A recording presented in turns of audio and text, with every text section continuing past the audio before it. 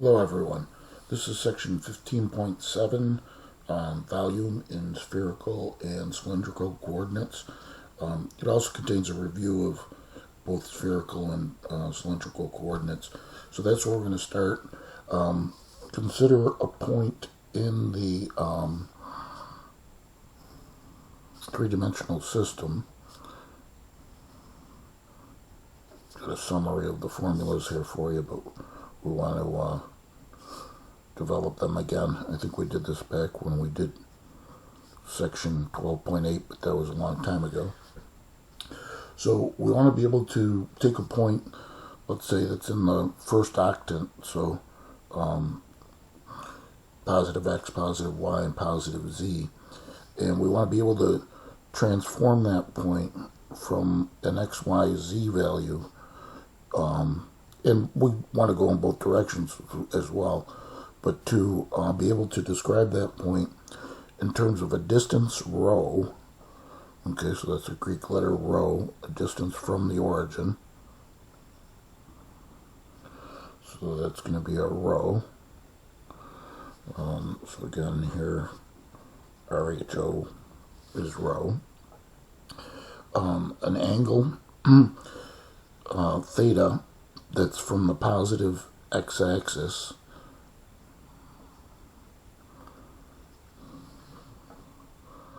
So if we, let's say, drop this point to the xy plane, then this forms a right triangle, and this is the angle we're talking about, theta, and another angle from the positive z-axis, and that angle is phi. So we're all familiar with theta, of course, but this is the Greek letter phi. So what we could do, well, and that's from the positive z-axis. So that's the angle phi. So these are the conversion equations, okay, and just to develop them so we have a full understanding, we'll make a little right triangle here.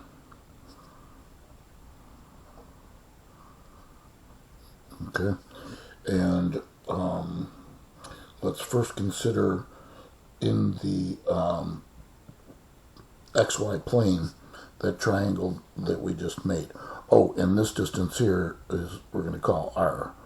So the distance in the xy plane from the origin to the image of the point. Okay, because this is the point xyz that we're going to transform. So if we look in the xy plane,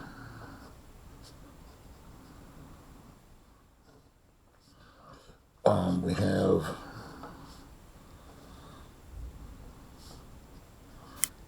a sketch where there's a right triangle,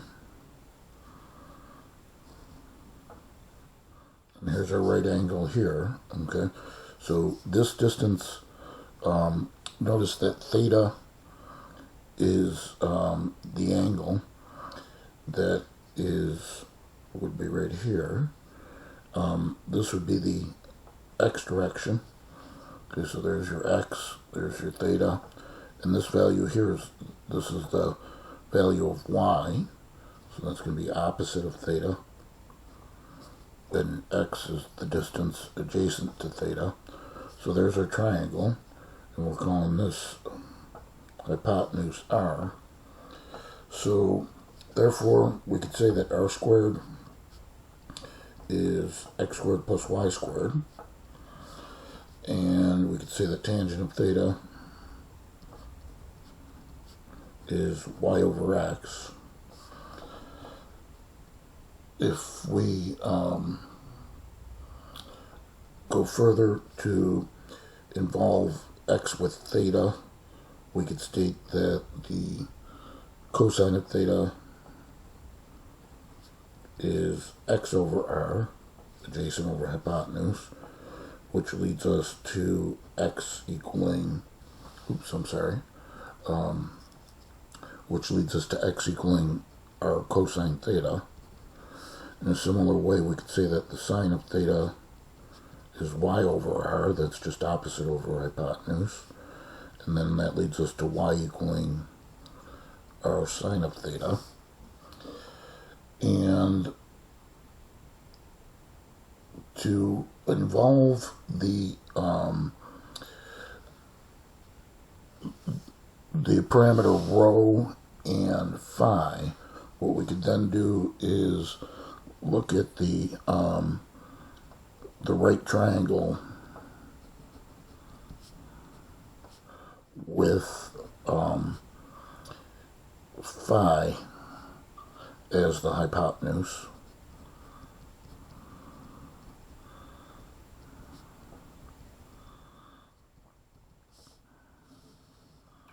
Okay, so that would be this triangle here, origin to phi, and this base would be r, and this vertical distance here, that's going to be the distance z. So then the triangle, you've got your right angle right here, so then the triangle's going to look like this, where rho's the hypotenuse, z is the vertical leg, r is the horizontal leg. And here's a theorem from geometry. This is alternate interior angles. If you have two parallel lines and you slice, let's do it on separate paper. If you have two parallel lines and you slice it like that, then this angle is going to be the same as, hold on a second. Okay, let me try that sketch over again. If you have, so I'm trying to prove that this angle here is also phi. And if you had two parallel lines, I always remember it like being a z, where you have this angle here is going to be the same as this angle here, kind of like it's forming a z. And so this would be, whatever this is, x I'll call it, that would be x. So you can see that's what's happening here, so we could label that as phi. So therefore, this is the angle between rho and z that we could label as phi. Okay, so then once we have that, it opens up a lot of doors, because we can say, we're going to use some of the things we've already constructed in the xy plane, but to begin with, rho squared would be r squared plus z squared by the Pythagorean theorem, but then we know r squared is x squared plus y squared, so rho squared is x squared plus y squared plus z squared, so that checks off the first formula. And then we could state that the cosine of phi, okay, so we already have the tangent is y over x from this. And then we could state with this triangle that the cosine of phi is cosine's adjacent over hypotenuse, so that'd be z over rho. But then you could state that rho, because it's always considered to be a positive distance, is the positive square root of x squared plus y squared plus z squared. So that checks off that formula. Let's see, and then we could say regarding, let's say z, we could say cosine of phi, cosine of phi is z over rho, would lead us to that z is rho cosine phi. So that's this formula. And then we know that the sine of phi is going to be opposite over hypotenuse, so that's r over rho. So then that leads us to r equals rho sine of phi. So then if we take these two results, x equals r cosine theta, and replace r by rho sine of, that should be a phi, sorry.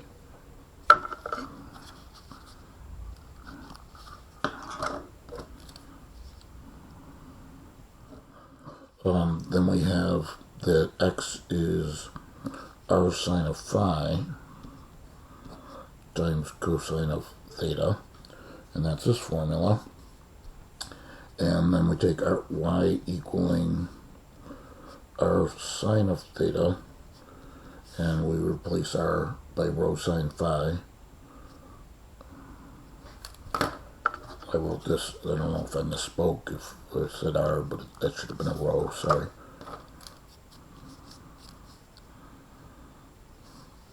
Okay, and then we replace the r by rho sine phi again.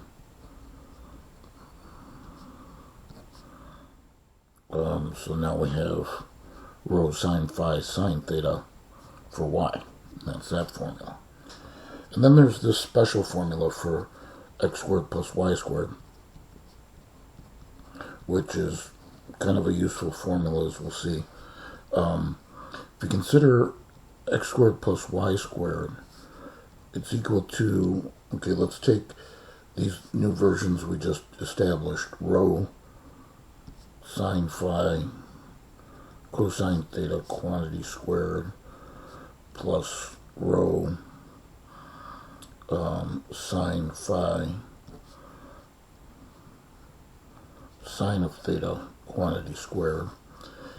That would give us rho squared sine squared phi cosine squared theta plus rho squared sine squared phi sine squared theta. And then if we factor out rho squared sine squared phi, we're left with cosine squared theta plus sine squared theta.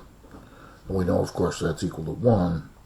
So then that leads us to this special formula that x squared plus y squared is rho squared times sine squared of, that should be phi, I'm sorry. So we factored out a phi here and a phi there. Okay, and then that satisfies this formula, our final formula here. Okay, so at least that's a verification of all of them, and get you kind of used to, you know, how to visually and spatially see the components. Here's an example of converting some simple points. And you want to really be familiar with some of these basic ones. And if they're not simple, then you're going to have to use the conversion equations. So you might have some review from 12.8 that involves using the equations we've just established. But if you have some simple points, like what I mean by that is, if we just look at, let's say,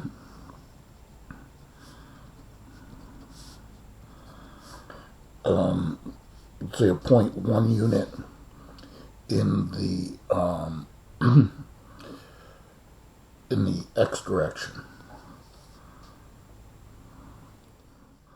and we wanted to describe that in terms of, again, it's going to be rho, theta, and phi. Okay, now rho's the distance, so that's going to be 1. So I'm just saying this distance from the origin to that point is 1 unit. So that's going to be a 1.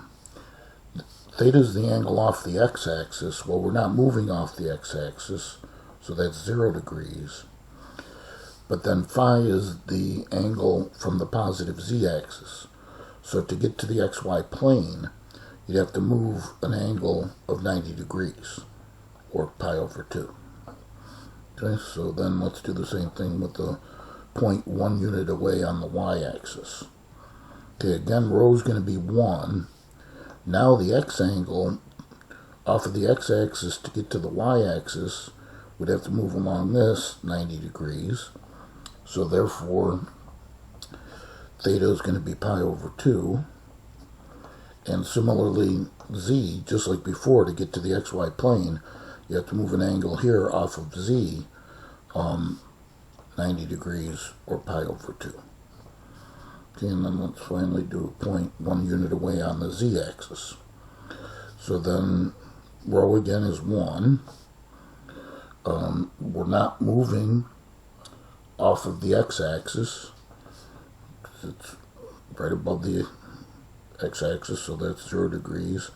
And we're not moving off the z-axis, so that's 0 degrees as well. So those are some basic points.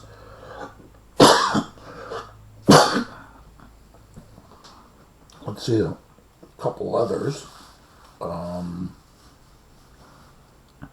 Maybe what would a point look like?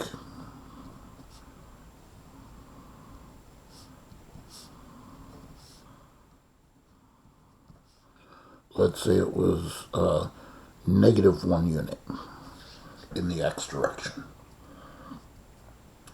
So if it's negative 1 unit in the x direction, rho is still going to be 1, but now theta is going to be the angle off the x-axis, off the positive x-axis, so we'd have to move all the way here, right? So that theta is going to be pi, or 180 degrees, and off of the z-axis, to get to that point, it's in the xy plane, so that's 90 degrees, or pi over 2. Okay, and then let's just finish up with an example going in the opposite order. Instead of the x, y, z given, let's say we were given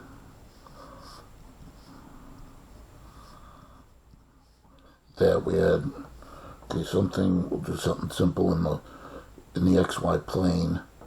Let's say this distance is 2 units, and the angle off the x-axis, put the 2 on the other side there.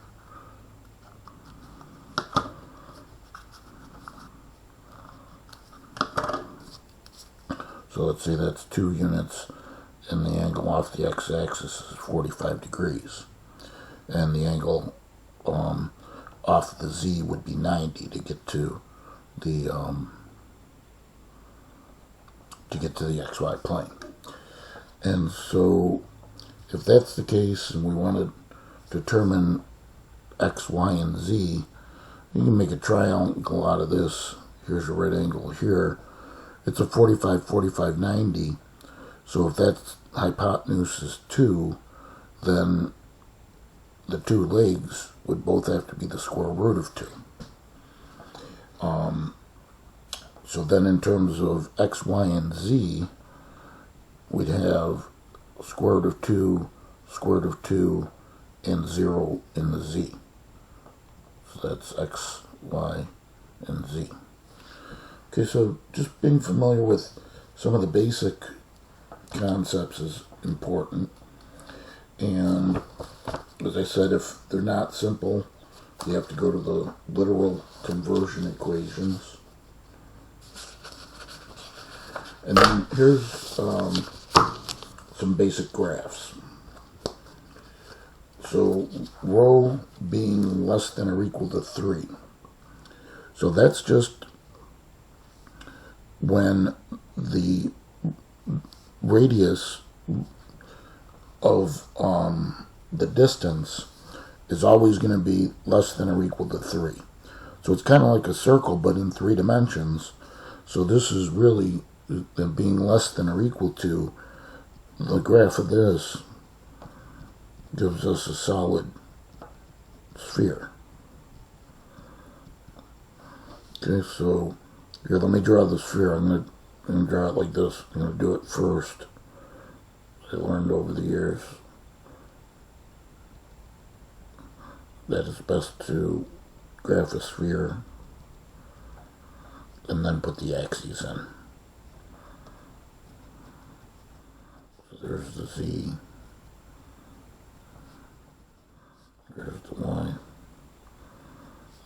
there's the x. So where all these are 3 units away. So the distance rho from rho to any one of those points is going to be 3 units. Okay, so that's the graph of a sphere, which is going to be very important. Here's another one. Phi less than or equal to pi over 4. This, as a basic graph,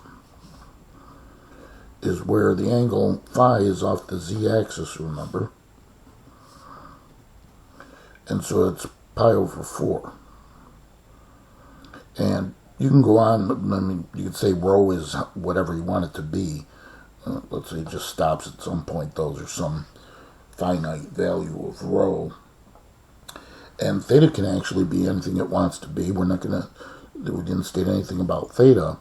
So it's basically taking this and spinning it around the z-axis. So what you get out of this is what we can think of as a solid cone.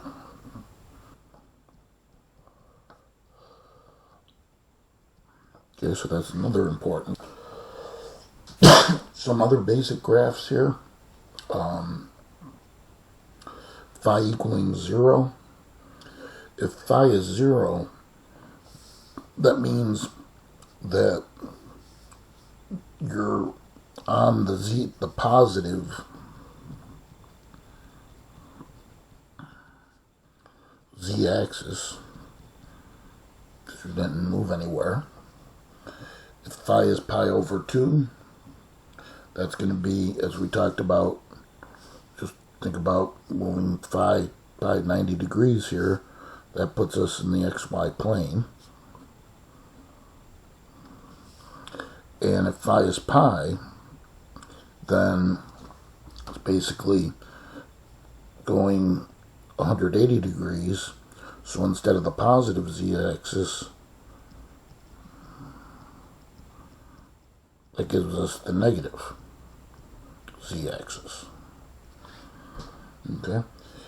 Alright, so let's finish this part of the video up with just a mechanical problem. And then we'll come back and we'll do some more with graphing and such. But here's a mechanical triple integral in terms of spherical coordinates, rho, theta, and phi. So we know how to work this. You work from the inside out.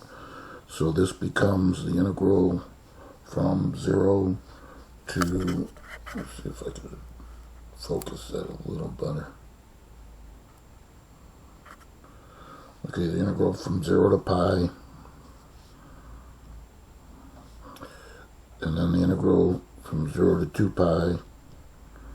Okay, we're integrating with respect to rho, so this is rho to the 4th. Okay, so integrating rho to the 4th, we get rho to the 5th over 5, or let me write 1/5 rho to the 5th. And then the sine of phi is a constant. That's just going to tag along. And this is evaluated, you might want to say, as rho goes from 0 to 1. And then with respect to theta, then with respect to phi. Okay, so then plug in the upper limit of integration. Rho is 1. So we get the double integral. So the integral from 0 to pi, integral from 0 to 2 pi, and then upper limit goes in, so rho is 1, that'll give us 1/5 sine of phi, and when we plug in the lower limit, rho is 0, that just goes to 0, so then that times d theta d phi. Okay, so now we're integrating with respect to theta, and sine of phi is a constant. You can bring the 1/5 out in front if you like. And then the integral from 0 to pi, and sine of phi is a constant, so integrating with respect to theta is really like integrating 1 with respect to theta, we get theta. So then times the sine of phi, and that's as theta goes from 0 to 2 pi.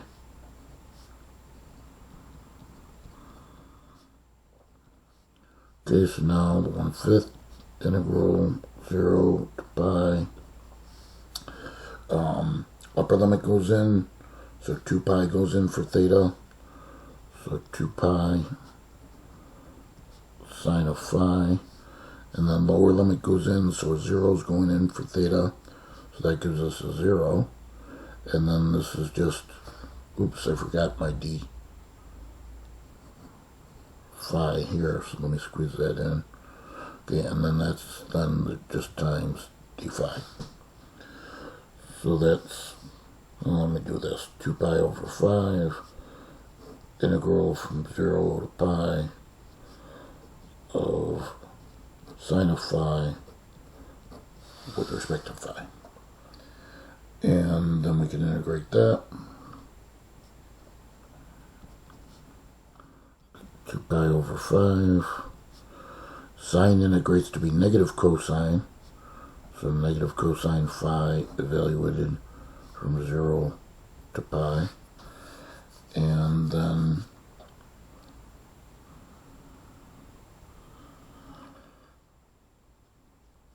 fundamental theorem of calculus, upper limit goes in, 2 pi over 5 times minus cosine pi, and then minus lower limit goes in, so minus 2 pi over 5 times a minus cosine of 0.